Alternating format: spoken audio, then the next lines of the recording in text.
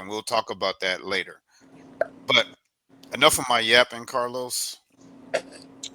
Let's introduce our wonderful, inspiring guests to the show. All right, let's get it. All right, tonight's guest is a 10-year-old sports athlete from the state of California. She is a young athlete who plays with heart, hustle, and grit. This athlete shows that true strength comes from resilience, determination, and the courage to keep going no matter the challenge. She plays two sports, and those two sports are softball and ice hockey.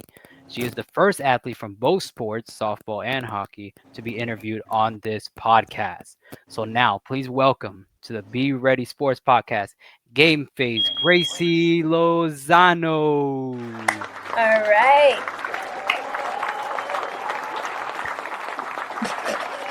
Get it. All right. All right, great. All right, Gracie, go ahead and break the ice and tell everybody a little bit about you. Well, I am 10 years old and I play softball and hockey. And let's see. I can I just break it in? Go, yeah. So I was born with strabismus and couple months I figured out I had amblyopia.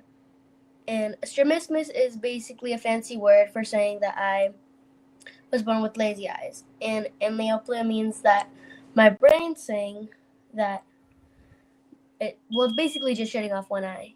And I was since I have these two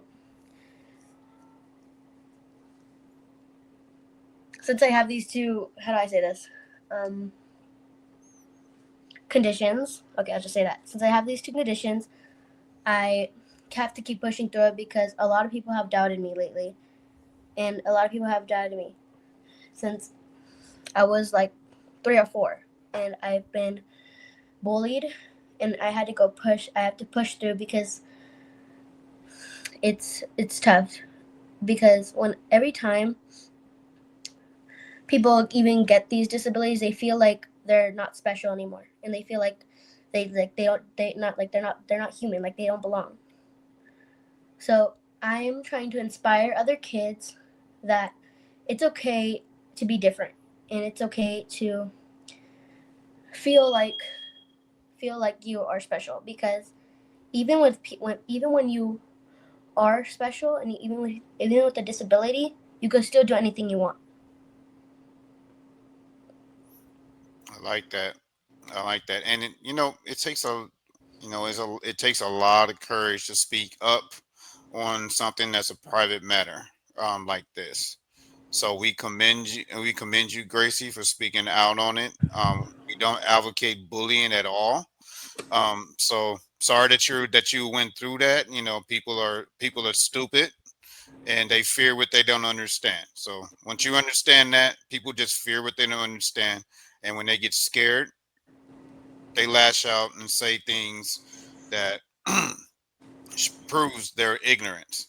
So in the moment, you want to punch them in the face and just deal with it. But I think you're taking the right approach by educating people, and when they understand what's going on and facing it head on and not letting it stop you, that takes a huge amount of courage. So you're the most courageous person that I've met. And you know what? Carlos hates this, but Gracie, No, I you don't. get one of these. What? I'm sorry. It was hard to speak. It was hard to speak that way because when it happened to me, it hurt. So I just remember that feeling. It was hard to say it. Yeah. It like I said, they fear what you don't understanding, and like I say, kids can be cruel, but they're only repeating stuff that they learned from home. So at the end of the day, again, it starts with the parents. If you got immature adults raising kids that are learning and haven't reached their maturity yet, they're going to imitate what they do. And it's sad that a lot of adults think that's cute, and Those are ones that should be locked up for child neglect because they shouldn't be raising no children. Yeah, I said it. Those people should not be allowed to be raising children because you need to teach them at a young age that it's not okay to bully people. Um, you don't run from stuff that you don't understand. You learn so you can understand what's happening because you never know what people are going through. So bullying is not okay. Never will be. Um, Speaking out in ignorance is not okay either. You know, just learn, learn, and embrace that person because you know that'll make the world a better place, in my opinion. All right, Carlos. Yes, most definitely.